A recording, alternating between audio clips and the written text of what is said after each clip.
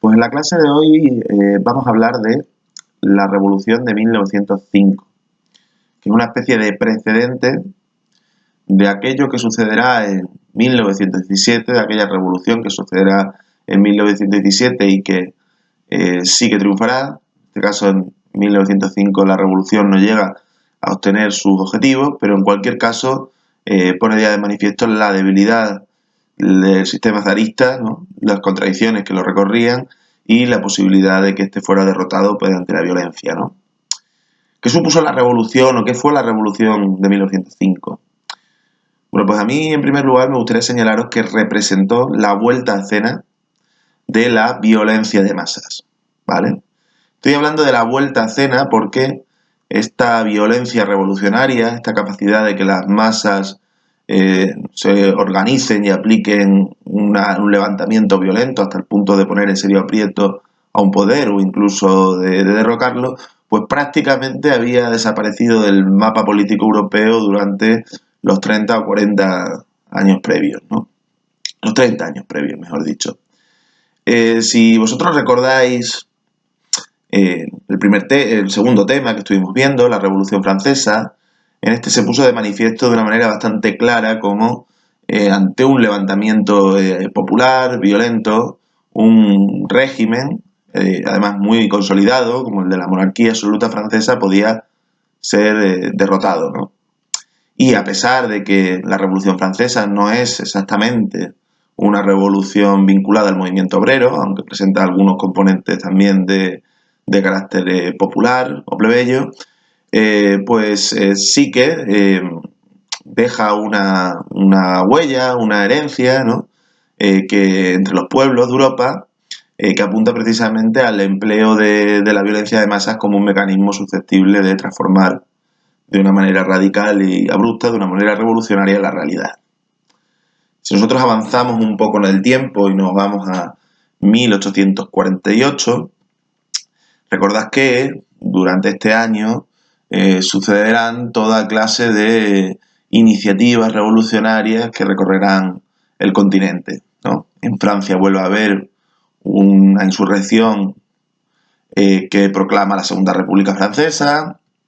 En Italia hay todo tipo de agitaciones revolucionarias y en Roma también se proclama una república muy efímera duración, liderada por Garibaldi. En Alemania también hay distintos disturbios y agitaciones revolucionarias, en Viena, etcétera, etcétera, ¿no?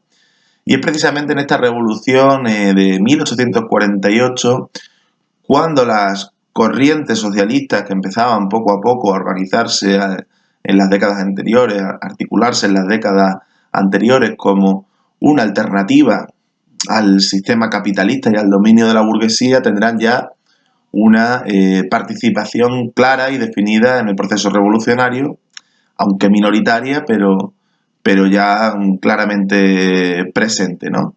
Hasta un punto de que nosotros podemos decir que el año 1848 ve nacer al movimiento obrero revolucionario, ¿no?, o a la conexión del movimiento obrero con determinadas corrientes revolucionarias socialistas que aspiraban a una sociedad distinta a la que representaba el capitalismo o a la que representaba el mundo de la burguesía, ¿no? O sea, no es casualidad, por ejemplo, que en 1848 se escriba el Manifiesto Comunista, ¿no?, que es quizás una de las obras principales del tronco marxista del movimiento obrero y sin duda uno de los textos más influyentes, más decisivos en el movimiento obrero, incluso diría yo, en la historia de la humanidad, ¿no? O sea, pocas obras se habrán leído más que el Manifiesto Comunista. La Biblia, el Corán y poco más, ¿vale?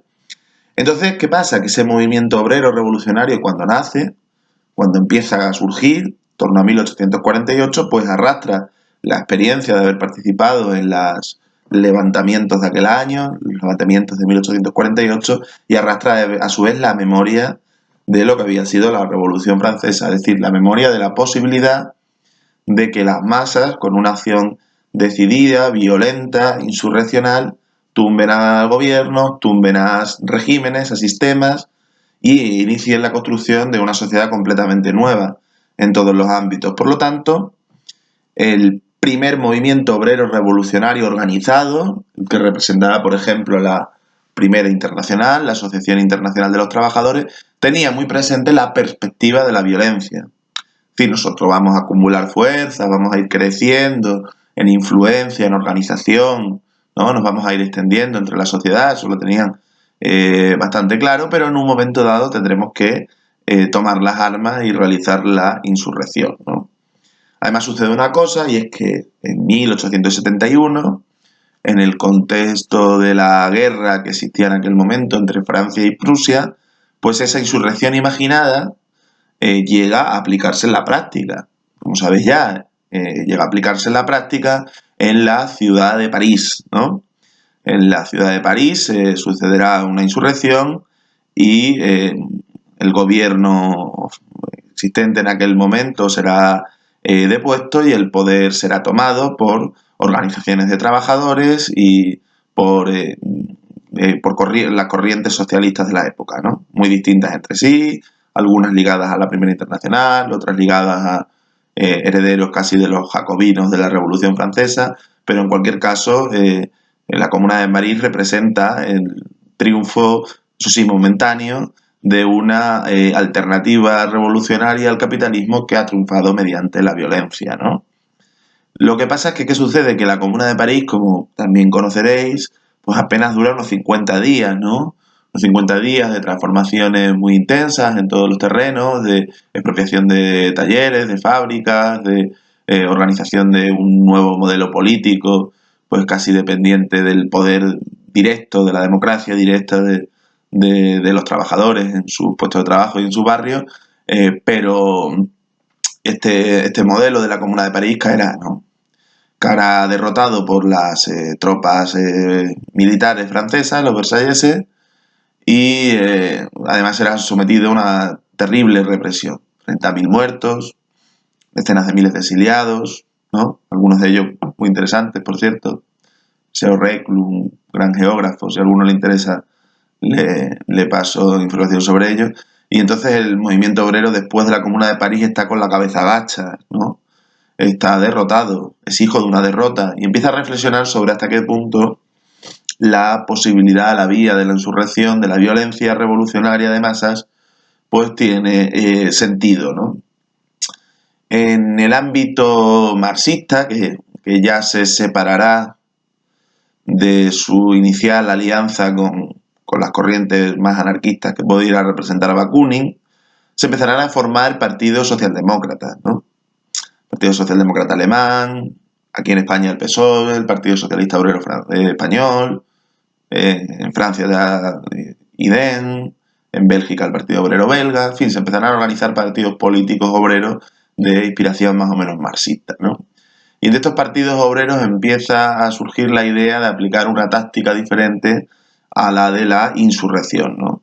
Por ejemplo, Engels, que fue el principal amigo y compañero de Marx, ¿no? El fundador del marxismo, recomendará incluso al Partido Socialdemócrata Alemán en una carta muy famosa y muy polémica, de la que luego más o menos se desdijo, pues que en las circunstancias actuales centrará mucho su actividad en el empleo de métodos de actuación legal, ¿no? Como presentarse a las elecciones. Se llega a esta reflexión por dos motivos. Primero, que en Europa, de una manera muy pausada, muy lenta, muy progresiva, el sufragio, es decir, el voto, empieza a ser extendido a los trabajadores, ¿no? Se venía de un sufragio censitario en el que votaban solo los ricos y ahora poco a poco ese sufragio se va ampliando cada vez más hasta llegar en un momento dado al sufragio universal masculino, es decir, a que puedan votar todos los hombres con independencia de su riqueza o de su origen social, pudiendo votar también los trabajadores, ¿no? Entonces esto ofrece mayores posibilidades de actuación por unas vías, podríamos decir, legales, ¿no? Al movimiento obrero, ¿no?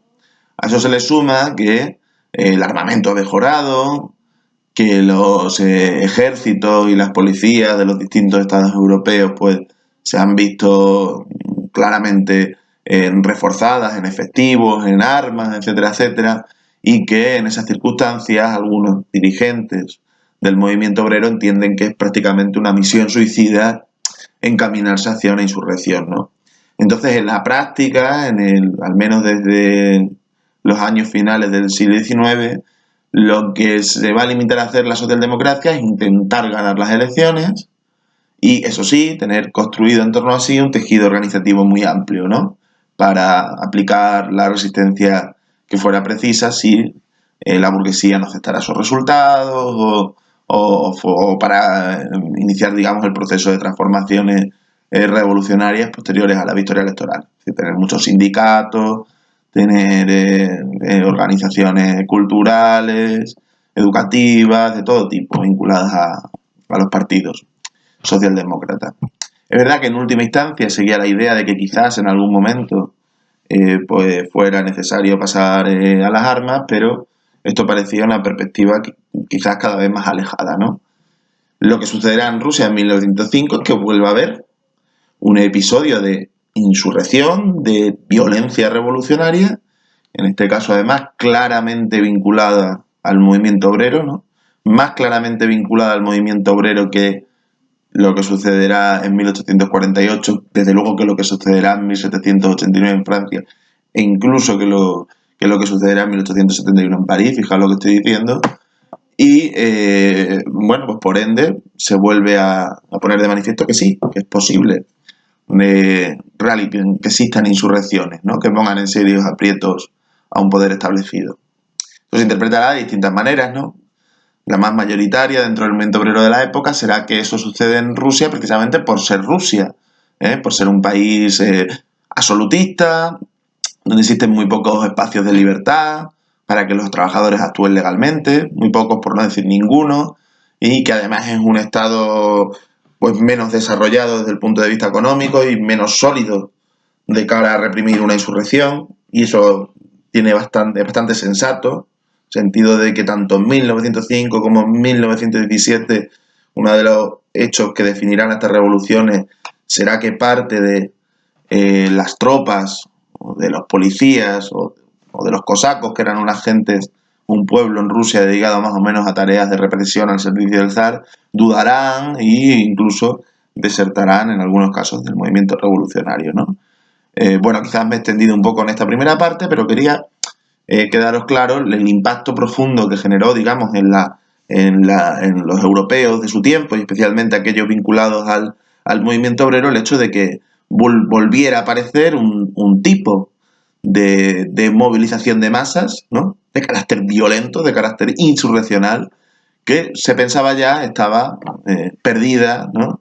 Estaba desaparecida de la historia, ¿no? Que se pensaba que ya se estaba a otras cosas, a la actividad de los sindicatos, a la actividad de las elecciones, no a coger los fusiles, ¿no? Pero en Rusia se vuelven a coger los fusiles. Bueno, ¿y por qué precisamente en 1905 estalla una revolución, ¿no? En Rusia? Aquí habría que tener en cuenta, yo creo, ante todo, dos factores, ¿no? De una parte, que aquellos grupos políticos de oposición, que hemos estado viendo en la clase anterior, aquellos partidos enemigos del zarismo, ya sean de vertiente populista, quizás ya en ese momento un poco venida menos, como sobre todo de carácter marxista, ¿no? Partido Socialdemócrata Ruso, Partido Obrero Socialdemócrata Ruso, habían crecido, se habían fortalecido, habían aumentado su influencia. Ya no eran grupos vinculados exclusivamente a los intelectuales, a la inteligentia rusa, compuesta por estudiantes, compuesta por escritores, sino que eran grupos que habían echado raíces, quizás no tanto entre el campesinado, pero sí desde luego entre la clase obrera rusa, ¿no? Entre las grandes fábricas de San Petersburgo, las grandes fábricas de Moscú, había ya una presencia activa de militantes vinculados a estos partidos, ¿no? Con una influencia considerable de sus compañeros de trabajo y entre la clase obrera rusa en su conjunto, ¿no?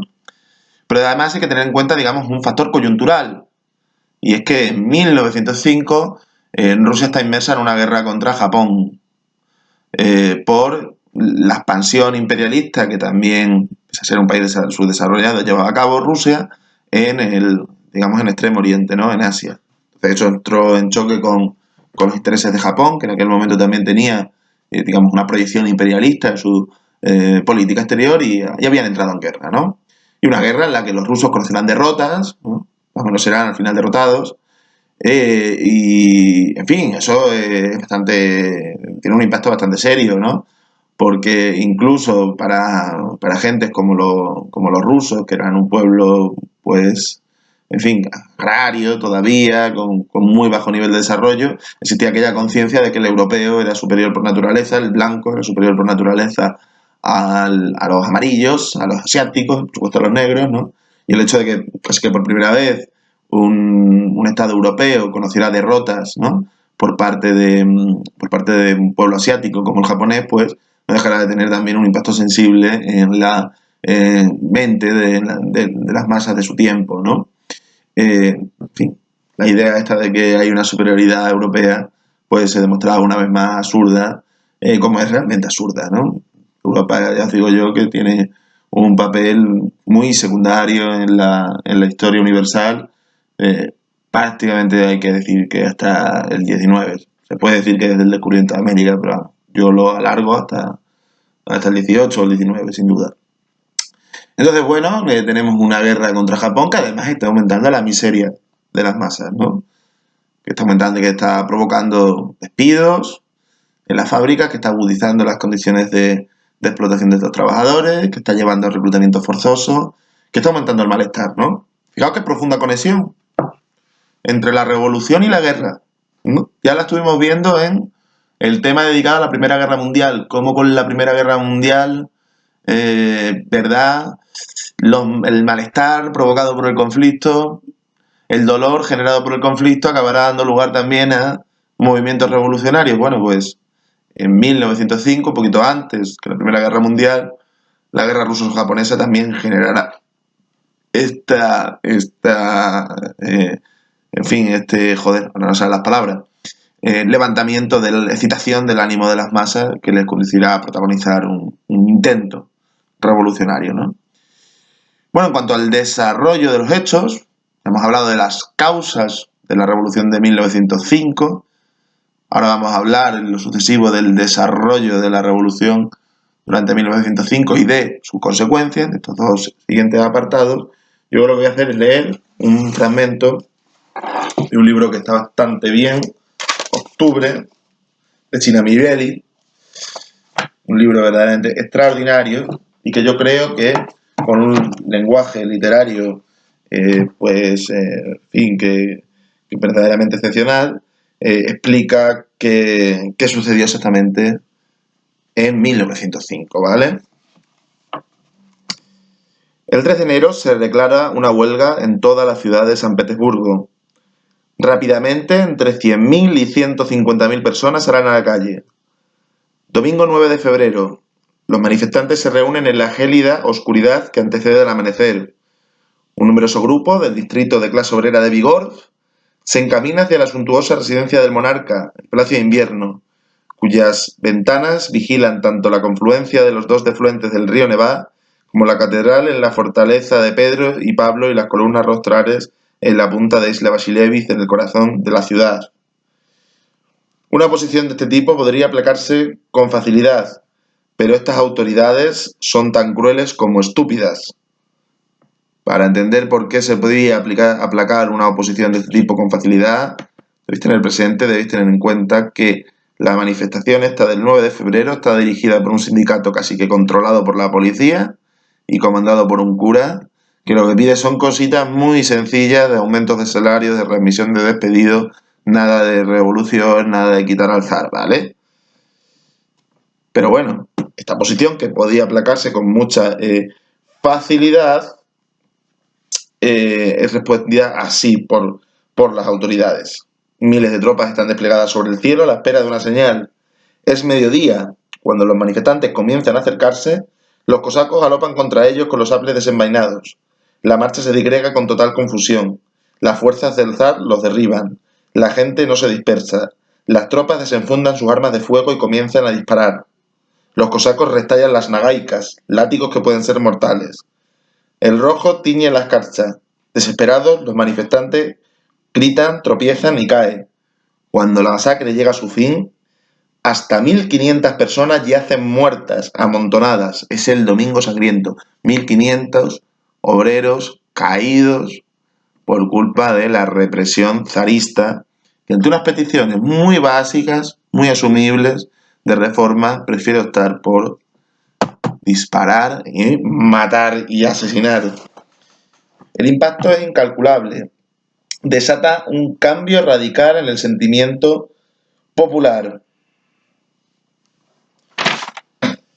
Ese día acelera la revolución. La información se propaga por todo el país. Viaja por los raíles del tren y trae consigo la furia. Las huelgas se suceden a lo largo y ancho del imperio, y las secundan incluso grupos inéditos, tenderos, empleados de hoteles, taxistas. Se sigue más confrontación y más muertes, 500 en Lodz, 90 en Varsovia. En mayo estalla un motín por carne estropeada en el acorazado Kanaz-Potemkin, es decir, entre los soldados. Llegan más revueltas en noviembre en Kronstadt y Sebastopol. El régimen está frenético, experimenta con varias combinaciones de concesión y represión, y la revolución no provoca solo respuestas oficiales sangrientas, sino que despierta un tradicional sadismo ultraderechista, prácticamente paraestatal. Bueno, en fin. ¿Qué estamos viendo aquí? Pues que ha habido una movilización con unas demandas muy limitadas y que respondía de forma sangrienta por el zar.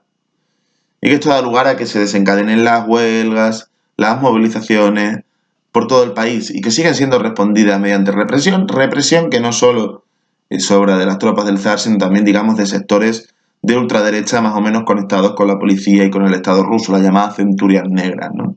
Por ejemplo, lo que se dedicarán a hacer en muchas ciudades es progromos antijudíos, es decir, matanzas de judíos, violencia contra los judíos, etc. Pero la revolución resiste a estas acometidas represivas. Y no solo resiste, sino que durante la revolución de 1905, y esto es lo más interesante de este hecho, surgirá una nueva forma de organización entre los trabajadores, que se le denominará, y esto es importante que lo tengáis en cuenta, como Soviet. Soviet significa algo así como consejo, es una especie de asamblea, es una especie de reunión de trabajadores. En principio esto puede parecer no tan distinto a lo que era, por ejemplo, un sindicato, ¿no? Pero ¿cuál es la diferencia entre los soviets, los consejos, y el resto de organizaciones obreras que existían hasta ese momento, ¿no? Que el soviet no estaba o no se limitaba a pedir al poder que le dieran determinados derechos o que accedieran a determinadas reivindicaciones, sino que los soviets ejercían ellos mismos el poder en la medida de sus capacidades, daban órdenes, ocupaban empresas y controlaban la producción, creaban sus propios cuerpos militares, como la Guardia Roja. Es decir, los soviets eran una suerte de nuevo Estado en construcción mientras seguía existiendo el Estado zarista. En Rusia había una dualidad de poderes, ¿no? Existía por un lado el poder del zar, poder del Estado zarista, y por otro lado ya empezaba a emerger el poder soviético. Asambleas de trabajadores, los soviets, que no eran simplemente organizaciones destinadas a reivindicar determinados derechos, determinadas concesiones, sino también a ejercer su propia autoridad en tanto que trabajadores, a ser un nuevo Estado en construcción que va a coexistir con el régimen zarista, ¿no? Eso sucede en las ciudades, eso sucede entre los obreros, pero ¿qué pasa con los campesinos? Pues que también se suman al movimiento y ocupan tierras de la nobleza, por ejemplo.